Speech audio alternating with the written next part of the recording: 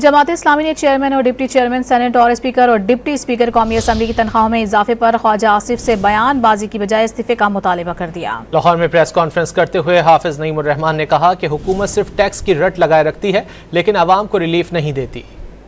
तनख्वाहदार लोगों का टैक्स कम न करें, मिडिल क्लास लोगों को आप जो है वो बिल्कुल कुछ देने के लिए तैयार ना हो, और फिर जिसको कहा गया कि ये कौन सी फहाशी करार दिया है ख्वाजा आसिफ साहब ने, स्पीकर और चेयरमैन सेनेट की तनख्वाह में जो 600% इजाफा है, तो जो इतनी बड़ी फहाशी में ज़िंदगी गुजार रहे हैं ख्वाजा साहब, तो उनको पहले तो उससे दस्तबरदार हो जाना चाहिए।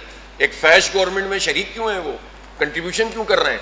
यानी ये अजीब बात है, हुकूमत में शामिल हैं, बेड़ा गर्क मुल्क का कर रहे हैं और बयानबाजी से बाज नहीं आते। टैक्स बस ये हर वक्त टैक्स का नाम लेते रहते हैं।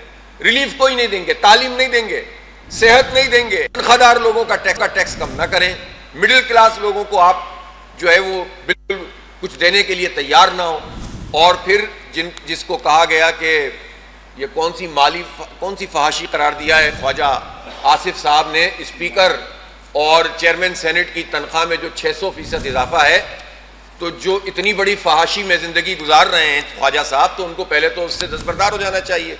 एक फैश गवर्नमेंट में शरीक क्यों हैं, वो कंट्रीब्यूशन क्यों कर रहे हैं? यानी ये अजीब बात है, हुकूमत में शामिल हैं, बेड़ा गर्क मुल्क का कर रहे हैं और बयानबाजी से बाज नहीं आते। टैक्स बस ये हर वक्त टैक्स का नाम लेते रहते हैं। रिलीफ कोई नहीं देंगे, तालीम नहीं देंगे, सेहत नहीं देंगे।